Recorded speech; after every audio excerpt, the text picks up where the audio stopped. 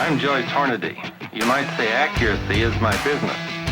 I make bullets. You are listening to the Hornady Podcast. Thanks for joining us and enjoy the show. Hello, everybody. Thanks for tuning in to another episode of the Hornady Podcast. I'm your host, Seth Swerczek, and today I've got Preston Lentfer from marketing and Miles Neville from engineering. Guys, you're both hunters. That's why you're on the show. So thanks for coming on. Absolutely. It's our pleasure.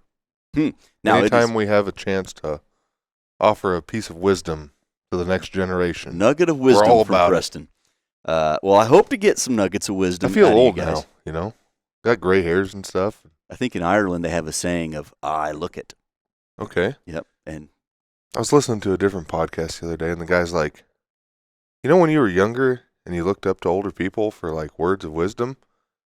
Well, now I feel like I'm older, and I'm like, I think I know less than I thought I did back then. So hopefully, it's possible. Somebody knows what they're talking about. Well, if you're looking for information, you come to the right place. The Hornady Podcast. We always try to put out educational stuff. You know, sometimes we do just some fun podcasts or stuff like that. But we have seen analytically that our podcast, when we go deep dives into technical stuff, people really enjoy that. And one of the maybe criticisms that we've heard in regard to precision long-range shooting is obviously the number of shots taken to zero a rifle. We get a lot of that. That your groups are too small podcasts, and that whole series and that idea of taking 20, 30, 40 shot samples and establishing a zero angle based on that is all a cruel ploy to get people to shoot more projectiles. They're on to us. They're on to us. By the bullet company to sell more bullets. Yep. Yeah. In a crazy scheme to make money. But realistically, we've gone through a whole litany of podcasts about how to establish what the real dispersion cone of fire looks like for your rifle and how we go about setting up really reliable zeros. And I mean reliable in that they don't wander. You know, you see the guys chasing their zero on the zeroing board before a match or before a hunt, and it's a lot of wasted time, wasted money. And if you take the time and you really set it up right, you're really setting yourself up for success. You can show up anywhere, and you know you're going to be dialed in at extended range. Well, to battle the criticism a little bit, you know, yes, haha, funny joke, we're trying to sell more bullets, but in that very same podcast, Jaden laid out how, you know, doing the little bit of legwork in front of it actually saves you money over the long run. It certainly can.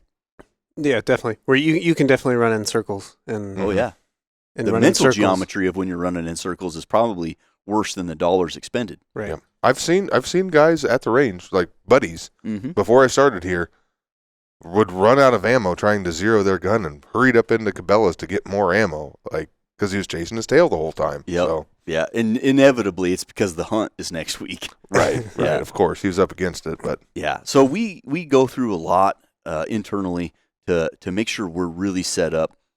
High sample sizes, really good idea of what your cone of fire truly is, and setting up zeros around that. But we wanted to do a podcast today that's a little bit more traditional, a little bit more user-friendly, and when you zoom out from the bubble that we're in and you look at hunters as a whole, we want to talk about something that's a lot more practical to the average user.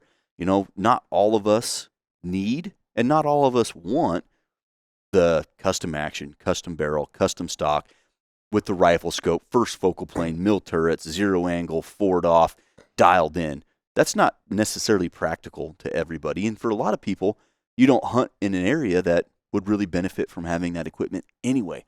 So what we want to talk about today is what I often refer to as the Hunter Zero, or as it's in its pure form and in its modified form, what's known as a maximum point blank range. That's something that has been around for a long time, and it's really practical for the average hunter hunting at traditional distances, and it takes advantage of high velocity. It really does. When you've got a Magnum cartridge or something based off an .6, or with a traditional cartridge off the 308 family, let's say, with a lighter bullet, that flatter trajectory really benefits you. And when you throw in the idea of maximum point blank range, when you go out to the field, you go out on a hunt, you don't even have to think about it. Don't have a rangefinder?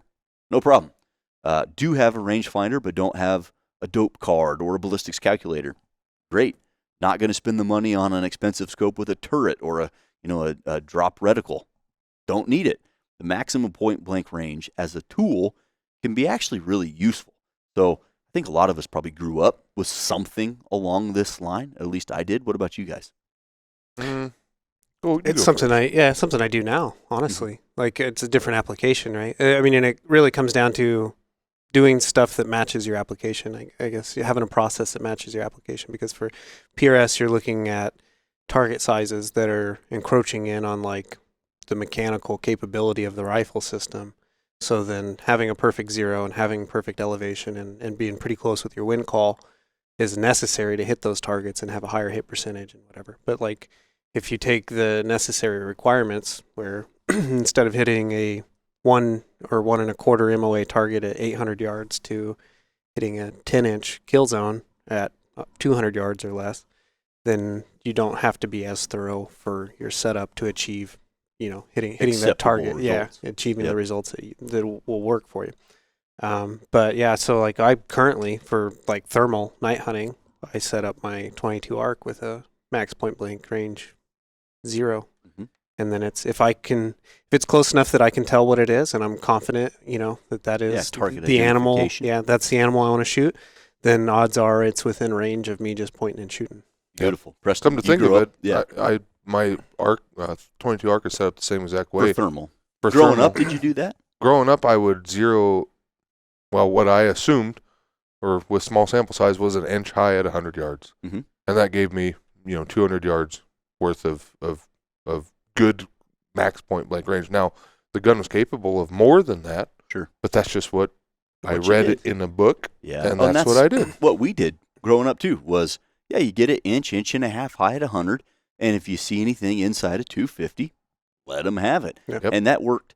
To be truthful, with the 257 Roberts, that was even effective on a much smaller target than a deer. Like on coyotes, that worked as well. So for this podcast, what I'd like to do, let's define maximum point blank range, how it benefits the hunter, and then kind of how to do it, and then some ways in which it's modified. Because I currently, on my hunting rifles, use what I would consider a modified max point blank range when I set up the zero.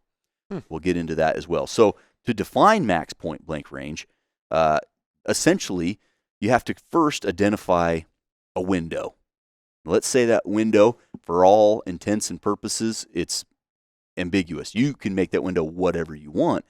I think a really common window is 6 inches. 3 inches high, 3 inches low. What can I do to make sure I hit within that 6-inch window? And when you do it that way, I think it helps, because let's say a deer's got 10 inches of vital organs, or maybe 12 inches.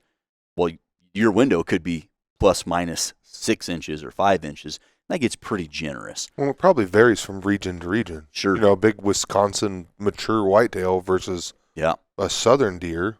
Yeah. There's going to be a pretty big difference. Or if you're setting it up for varmints. So you got to identify the window. And for easy math, we'll just say 6-inch window. So you got plus or minus 3. And essentially what you're going to do is set your rifle zero up such that it never goes higher than 3 inches. Your bullet trajectory never goes higher than 3 inches. And then wherever it drops below 3 inches, that's your maximum range. And depending on your cartridge and your bullet and your velocity, if you set that up to, say, like a common one would be 250 yards, 300 yards, something like that, you'll get between 2.5 and 3 inches of above line of sight at your closer ranges. But then by the time you get to 325, 30, 40, 50 yards, 350 yards, maybe even 400 if you're shooting a big Magnum with a light bullet, all you have to do is put it on the shoulder or behind the shoulder, and from 0 to whatever that range is, 300, 350, 400 yards, you're hitting what you're aiming at lethally. Not just getting a bullet in there, you're getting a bullet in the vitals. And that can be really, really useful. Absolutely can. Mm-hmm. I kind of do that, believe it or not, with Ford-off. And, my hunting rifles are in Ford-off, and they've got, dialable scopes and all that. But I kind of do it now where I will zero it at 100 yards, and it's maybe a little high, maybe a little low, doesn't really matter because I use the zero angle in the forward off. Yep. But once I kind of get that established and I'm on the hunt, a lot of my turrets, you have to pull up to dial, and then you can bring them back down, and they're locked. I'll actually dial to a distance and hunt with that dialed. Hornady Vmatch Ammunition.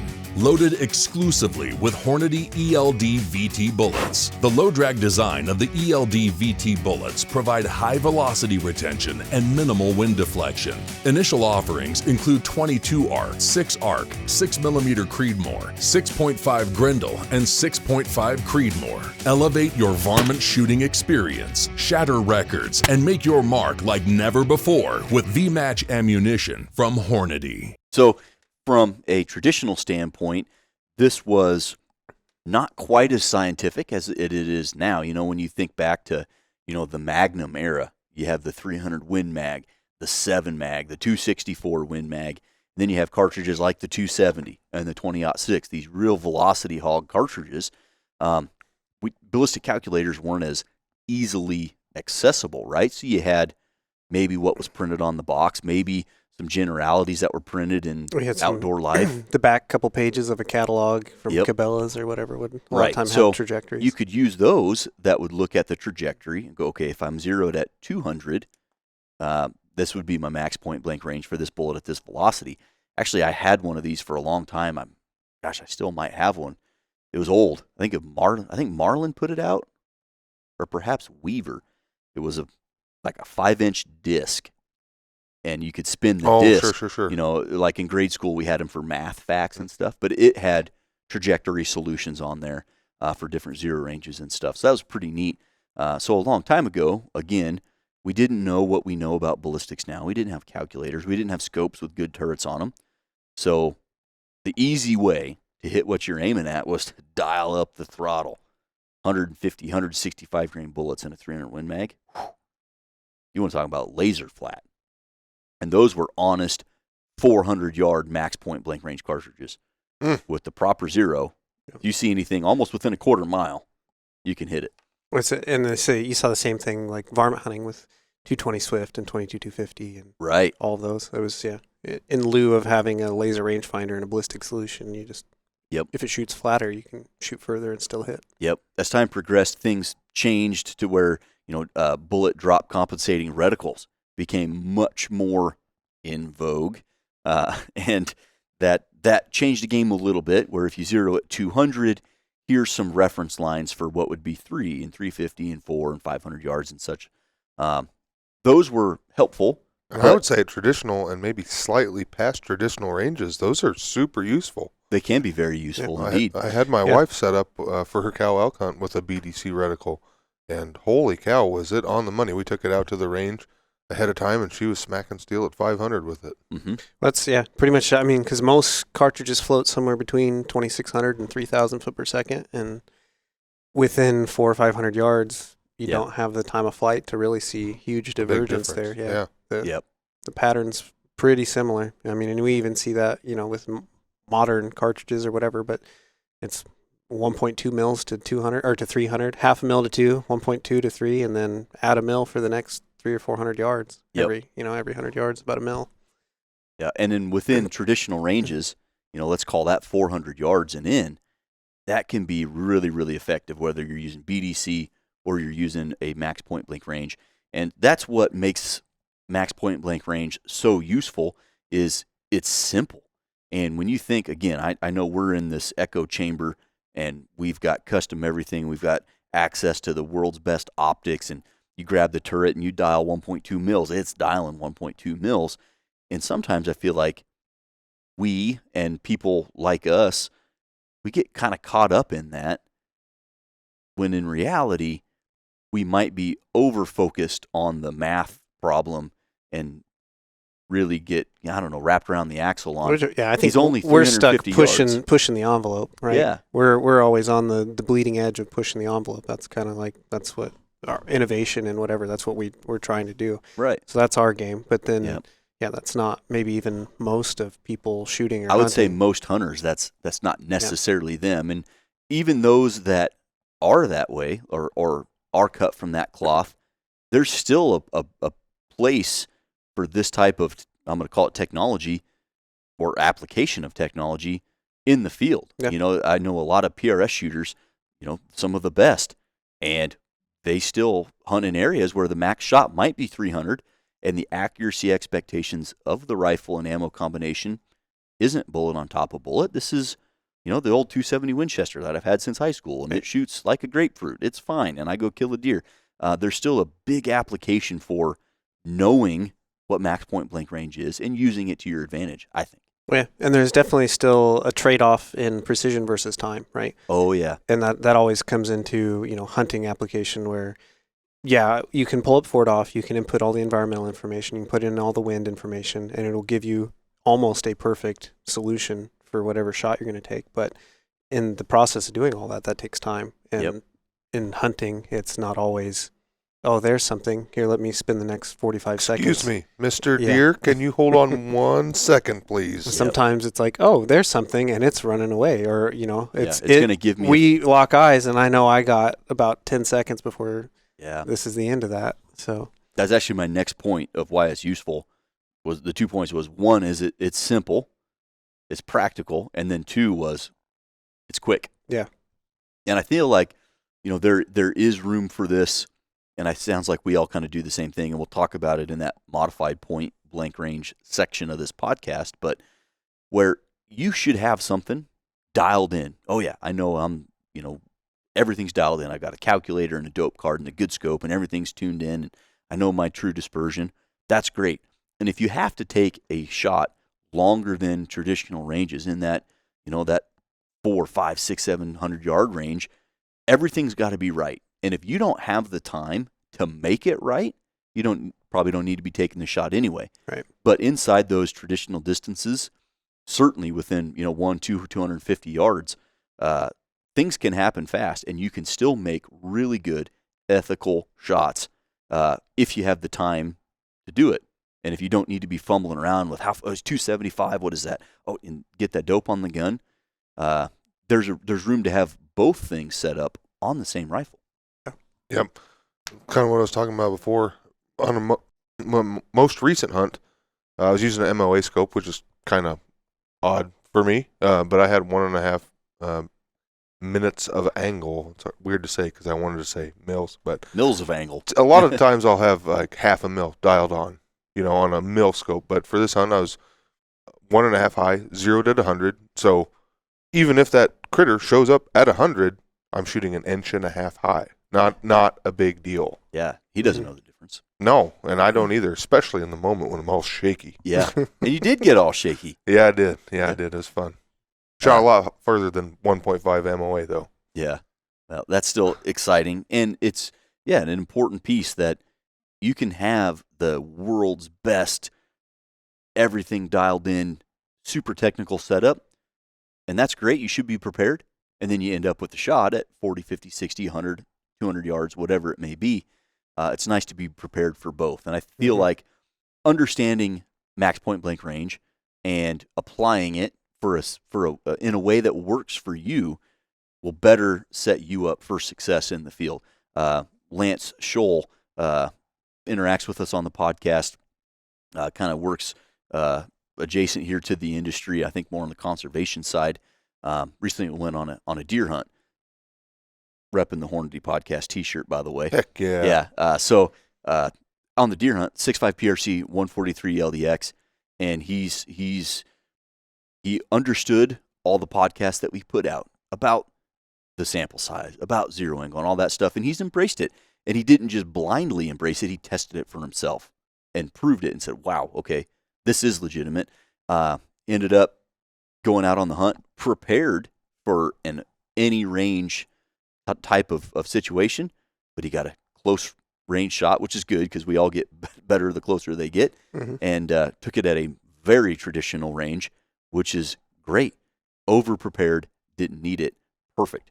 And so I do think you should be able to, if you're going to have the equipment and you're going to spend the time to train, to be able to make those non-traditional range shots, but understand the max point blank range can be useful to you in the field. And more often than not, we end up taking those shots at traditional range. Yeah, because I don't think the Aoudad I got a couple of years back is the longest big game animal I've ever shot, and that was like 340 yards. Yeah. And everything deer and antelope has been 250 and in. Yep. And when you have a max point blank range on your gun, the difference between 150 and 250 is nothing. I still hold the crosshairs right on the shoulder, behind the shoulder, and let them have it. Oddly enough, I was geared up for an Aoudad hunt here just a few weeks ago. 7 PRC, if you've ever heard of it. Now, the guide out there thought I'd just as well be carrying a pellet gun because 7 PRC. Slingshot. Yeah, is very anemic for the old Aoudad. But nonetheless, I was prepared with my equipment, with the optic, with the bullet selection. I was prepared to go out there and be successful at whatever range I was given an opportunity. And oddly enough, this Aoudad walked to me, which was great. He was fighting with another one, and this herd of like 50 was all surrounded him like a schoolyard brawl. And then they were just going at it, knocking heads. It was crazy. And the guys in the crowd they'd were lock cheering one of up. them Yeah, on. they'd lock up, lean on each other, and drive one in the ground. And then the whole herd decided they'd had enough, and they left. You guys are being ridiculous. Yeah. We're Meanwhile, out of here. These two Aoudad are still fighting. The whole herd now is 1,000 yards, 1,200 yards away, and these two are still going at it. Went on for like 40 minutes. I thought one was going to die of exhaustion. Anyways, after 40 minutes of watching it, like, there's no stalk here. Let's just walk straight at them because they're obviously pretty preoccupied. So we walked to 250 yards away and then watched them fight some more. And they were just going at it until one of them decided, I've had enough. And then like 2 guys fighting in the alley, they just walked off together, probably to go to the bar and have a drink. They were just walking side by side. They walked right to us, killed them at 101 yards. Wow. There you go. Yep. They were like, dang it, all the ladies left. Why are we still fighting? Yeah. Oddly enough, a bigger ram took the lady that was probably smelling good, took her off, and ran her out and 1,000 yards away. So when they got done fighting, the whole herd was gone and the hot ewe. They need to pay a little bit more attention, turns out. And that ram was bigger. So I could have went after that bigger ram, but those 2 rams that were fighting, I wanted It's a good story. one of those. But They put on a show. They did, and I was prepared to take a shot at any range I was comfortable at, and they just ended up walking closer, which was great. There's no better time to stock your reloading bench and light up your range with Hornady Get Loaded Plus. New this year, free bullets or free cases when you buy these select Hornady reloading tools. Plus, receive the free HIT Target Impact Indicator. Hornady Get Loaded Plus. Free bullets, free cases, free HIT Target Impact Indicator. Get loaded and light it up with Hornady Get Loaded Plus. Limitations apply. Visit Hornady.com/getloaded2025 for further details. I'm also thinking about the one time you and your dad went on that first antelope hunt of his, and we were ready. He was ready, I think the shot ended up being, 75 yards? Yeah, well, we spotted them at a little over 2,000 yards away, kind of coming towards us, and there's these 2 bucks, and they were fighting each other, and then they'd walk off, and then they'd go back to fighting. So they closed from 2,000 yards away to inside of 700 pretty quick. And this was the first hunt that I'd taken a tripod on. And I would not have seen them had those binos not been in a tripod. Because I tried to freehand it, couldn't do it. Put them in the tripod. Oh, yeah, that's an antelope. Mm-hmm. Anyhow, yeah, Dad was prepared, and we were set up. We almost took a shot at, I want to say 540, something like that. And he, the antelope we were after, the bigger one, cooperated with us, and he was going to present a shot. And then they decided they were going to go back to chasing each other. So they ran away. And we put the Mohican creep on them. And by when we crested the hill, yeah, Dad took the shot at, I don't know, sub 100 yards. And we thought we were being all sneaky. Turns out he had his left eye gored out. He couldn't see on that side anyway.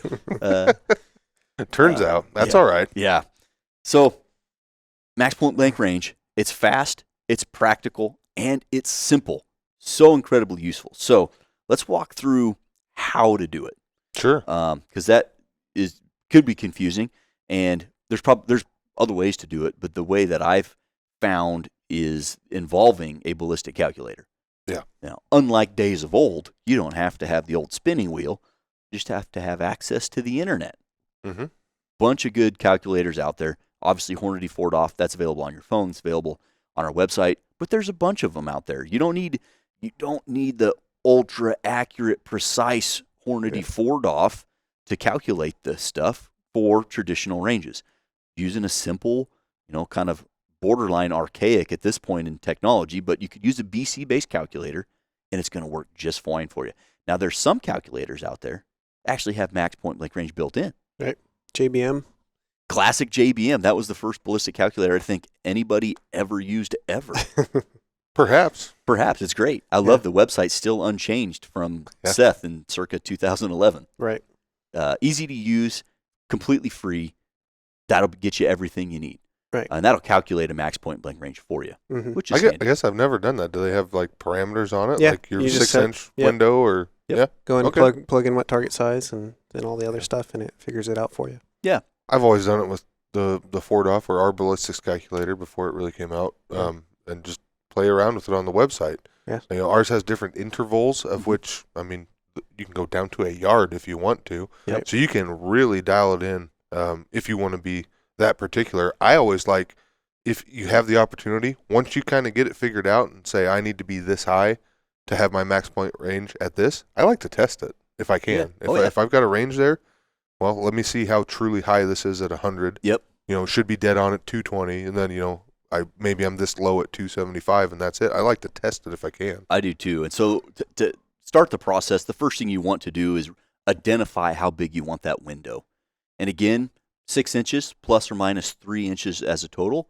That's a great place to start. I think that's pretty safe. I think anything bigger than that's if- probably impractical unless you're hunting elk. Yeah. Because you got to remember too, it's like this is how high the average trajectory is going, and then you have your inability to aim perfectly, and then you have the dispersion pattern of the rifle on top of it. So that half of all the rest of that's going to go top, half of it's going to go bottom. So 6 inches is pretty conservative. Yeah. It's a safe So, bet. And generally, if you go higher than that, let's say you go 4 or 5 inches, as the animal gets closer, you could have more chance of you shooting over the animal. Right. Obviously, we don't want to do that. So, for sake of argument, we're going to say somewhere between 2 and 3 inches.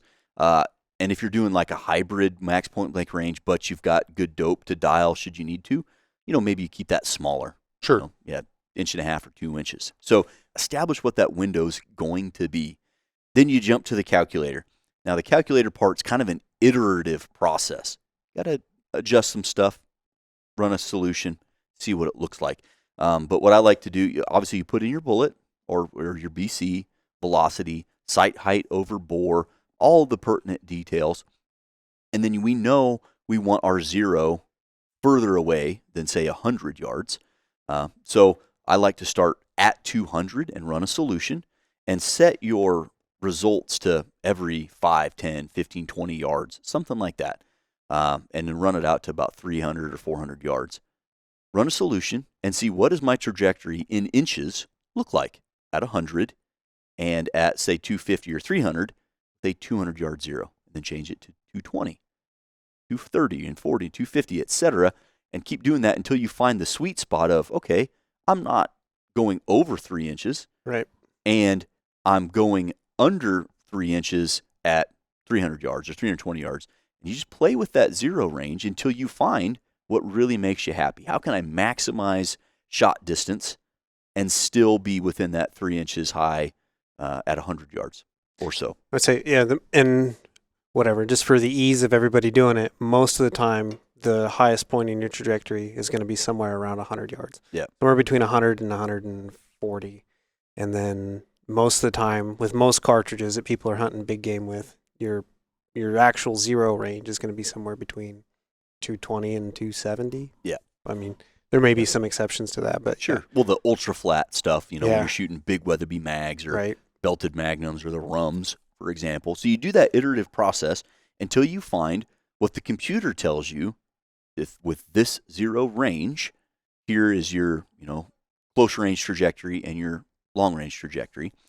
And then, okay, write that number down. Okay, that's your max point blank range. Now then what I like to do is shoot for groups at 100 yards. It's close enough that I can still shoot a really good group because I can really isolate an aiming point.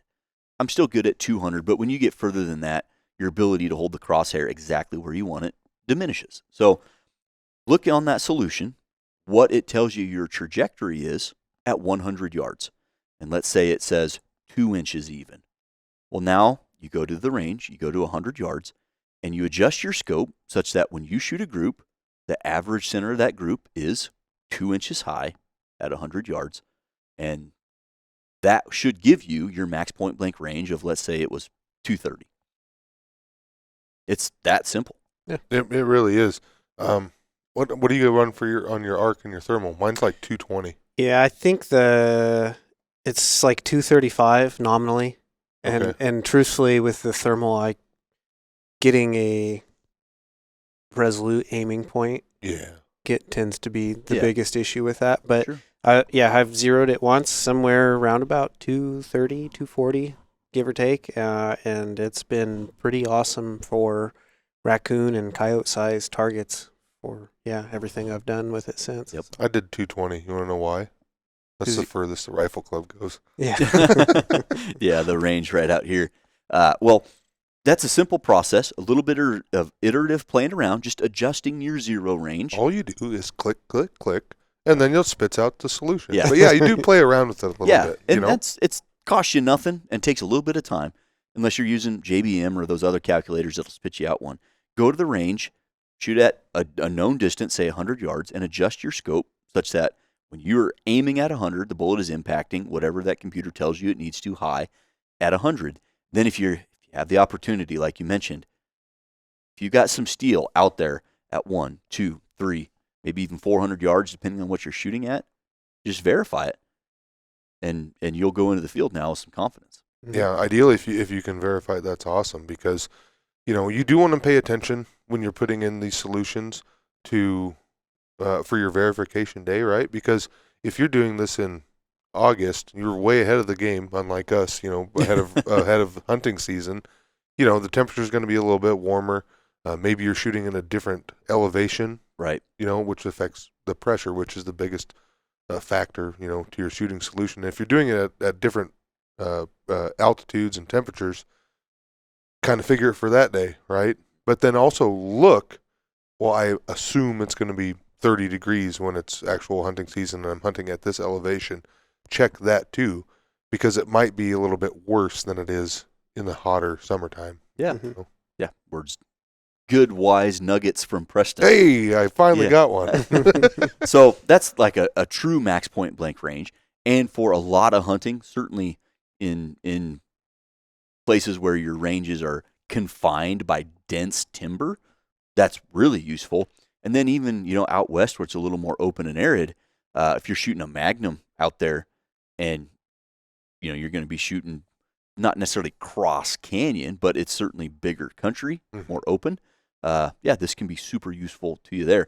Now, I said I kind of use a modified max point blank range, and so it really happened on accident. But when I'm shooting a group, let's say 20-shot 0 or a 21-shot 0 or a 15-shot 0, whatever I'm doing on this hunting rifle, I don't want my bullet holes to impact where I'm aiming, because that's inconvenient for me. So I'll usually throw 2 or 3 tenths of a mil on the gun up from my 100-yard 0, and then I'll shoot for 0 angle.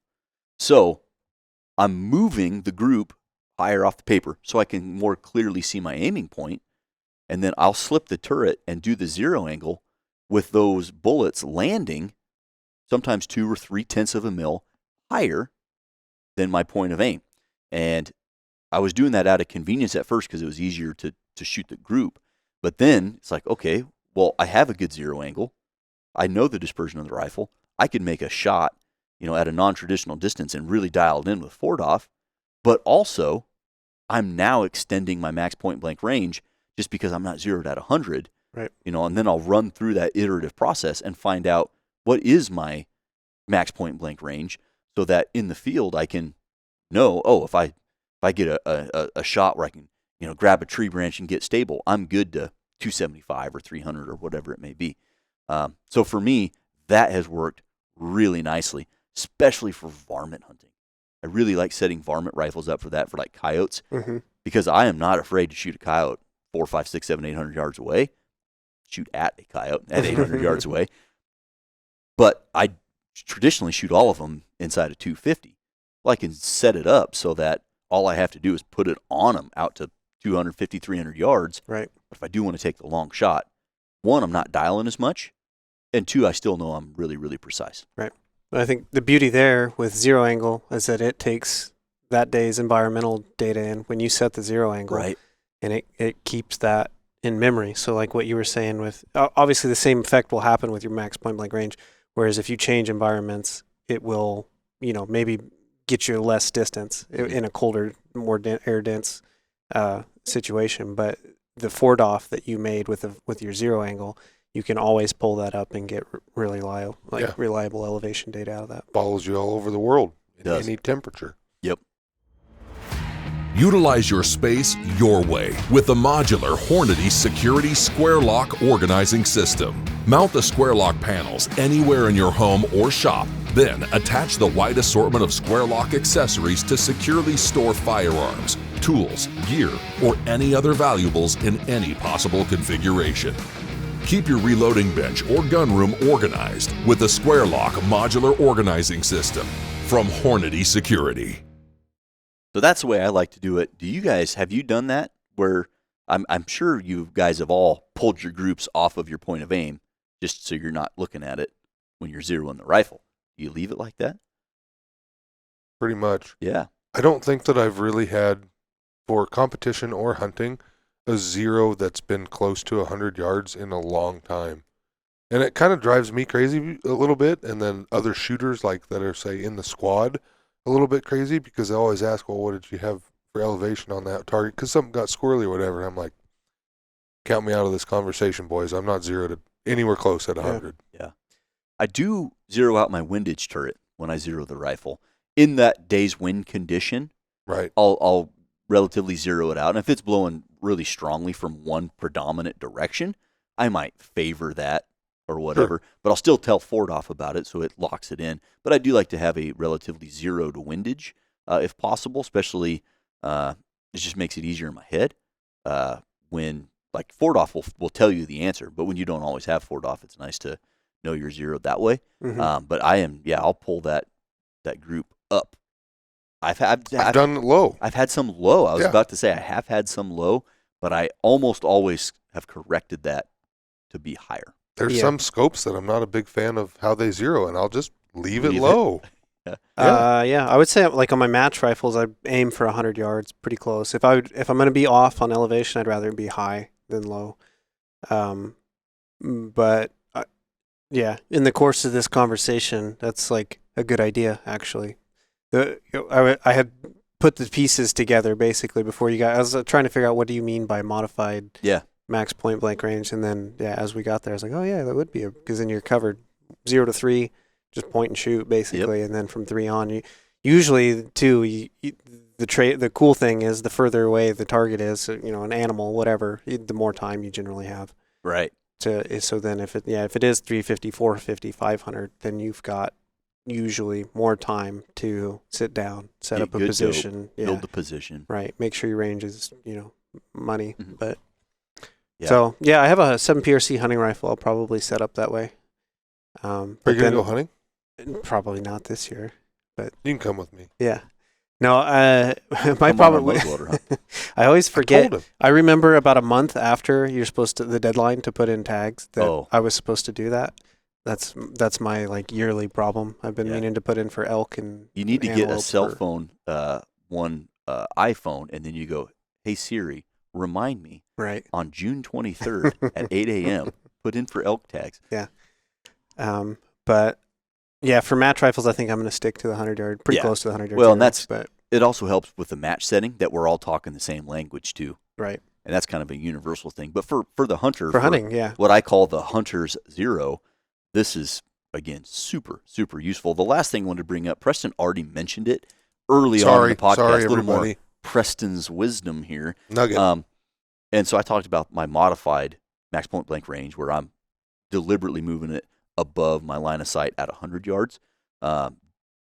Another thing you can do your 100-yard zero. That's just fine. And then the day of the hunt, wherever you're hunting, dial that dope on there. You'll have to have a ballistic calculator, so you have know to what do all you're the doing. same things that we've already talked about. Yep. But where this is really handy is for those mountain hunters.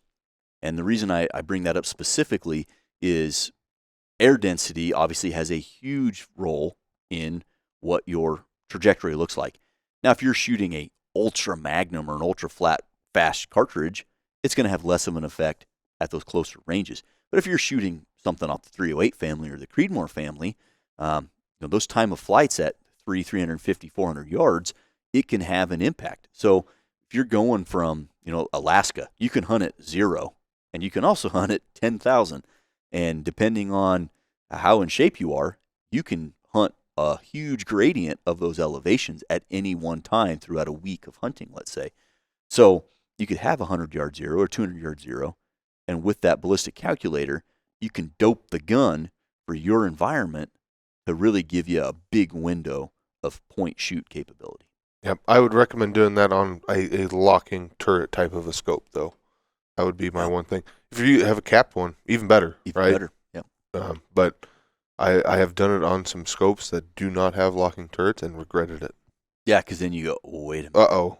That's not a number I thought I'd be seeing on my turret. Now, scopes have come a long way in the last few years with locking turrets.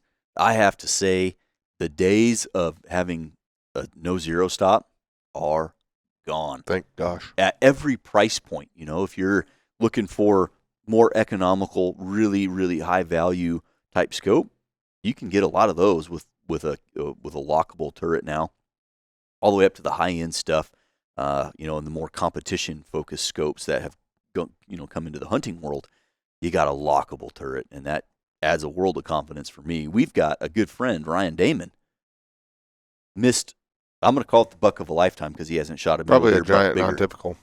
Well, probably. We weren't there to see it, but it missed it by guess how much? 5 mils. I bet it was 10. I don't remember what it was. Well, it was a minute of angle scope. 12. Well, that was his first problem. 12 minutes. Was it? Were those 12-minute scopes? 12 minutes per rev? I don't remember, but it's like, yeah, that's probably. They were right. probably 6 mils, so probably like 18 minutes. Yeah, 10, something like that. 10 or 12. Yeah. Was packing out a mule deer, or hybrid actually. So you say? Well, yeah. He was packing out a deer, and it was an okay deer, and then they found a big deer on their way out. And he got in position, got a position built, tried to let one rip with the old 7 mag, and that deer just laughed at him. Well, he let it rip. Oh, he did. And, missed it by a lot, and then come to find out his scope was a rev off. Yeah. I do not miss the days of even the ones that had numbered revolutions of trying to remember, like, could I just see 2 or 3? I used a Sharpie to try to eliminate those, and then that would eventually wear off, or it was like see-through. It was like, did I write on that one or not? Yeah. So having a good scope with a good turret is huge, but don't always need that. I mentioned it earlier. When you're running max point blank range, you don't need the ultra high end scope with the reticle and the turret. You can do it with a 3-9, a 2-7 duplex with reticle. a classic duplex. Yeah. Beaver K4. There you go. Nothing wrong. Nothing wrong with that. So that's really all I got for what I'm calling the Hunter's Zero is, yes, we have been criticized by some for how deep in the weeds we get on zeroing a rifle, and how many rounds it takes for us to zero a rifle, and pushing zero angle and all those things. And that's all guilty as charged. That's true. But I wanted to put this out there as the everyman. If you're not in an area where you're going to have to take an extended range shot, or maybe you don't want to jump to a bigger scope or scope with a turret or download a ballistics calculator. You just want to be as effective as you can with the equipment that you have. And max point blank range is a way to do that. Yeah, but you got to shoot 20 shots all the time. Every time you shoot paper. Yeah. But if you don't have 20 shots at a minimum. In all seriousness, shoot enough that you know what your gun's capable of. Oh, yeah. Because I guarantee you, that first gun I had, I have no idea what it was capable of. No idea. Never shot enough shots. Yeah.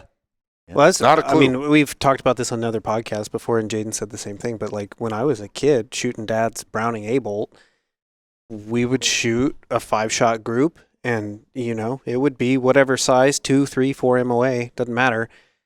And I was always under the assumption that it was something I was doing for why every bullet wasn't going into the exact same your place. dad was yelling And at that you. Hold the flashlight. But it, there no concept whatsoever at that point in my life that there is a dispersion pattern that is just inherent to the system, to the base equipment. I'm adding to that on top of it when I shoot it, obviously, but then even if we could bolt the rifle down, there's still a dispersion pattern there. And understanding what that is, it's a dang shame. Yeah, it's why haven't we created laser beams? Yeah, I don't know. Well, until Hornady then, laser beam. Max point blank range. SHOT Show 2026.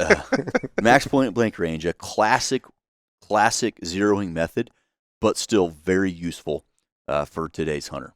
Yep. So whether you're using actual max point blank range or one of the modified versions that we talked about, consider zeroing your rifle at a location that's other than 100 yards. Yep. Or you can start there, Certainly start there, yes. But, this is an easy thing to do. And if you understand it, you can make confident shots. And that's what it's all about. And if you're on a budget and you bought a rifle and it came with a duplex scope, this is getting the most out of it that you possibly can. Yep. Awesome, guys. Well, I don't have anything more on max point blank range. Anything else for the listener? It's hunting season. Know what you're doing and know why you're doing it. Bing, bang. Whoa, that's a little deep. golden nugget. I like that. That's wisdom from 1 Miles. And Miles, we do trust. Mm-hmm. Haven't said that in a while. It's been a minute since you've been on. I'm glad you came. Yeah. People love to see you. Love to hear you. I don't know why. I can't wait to read John's comment.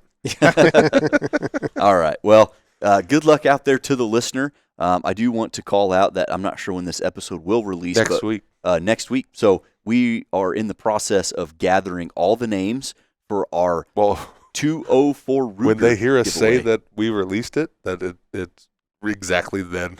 It's exactly then. I'm just saying we gave everyone till the 31st of October to do our 204 Ruger giveaway. There's a compiling the names as we speak. We'll get a winner selected and reach out to them. So be on the lookout for that. And the rut is on. Yeah, it's if on. we seem like our minds are elsewhere, it's probably because I'm thinking of big bucks. Yep. Preston was out scraping a pine tree out in his front yard this morning. It was sharp yesterday. Oh, it was. Holy cow. Yeah. So let's get out there in the field. We've got some hunts coming up. Looking forward to that. I got my son's first hunt coming up. Really excited about that. I have to drive by a river every time I go home. There's been little bucks out chasing. Mm-hmm. Middle of the night. I love it. Activity's picking up. Mm-hmm. Not excited at all. Great, guys. Well, thanks for coming on the show, gentlemen. You bet. Absolutely. Ladies and gentlemen, thanks for tuning into this episode all about the maximum point blank range, or what I refer to as the Hunter Zero, that helps you maximize your capability in the field. We appreciate you listening, and we'll catch you on the next one.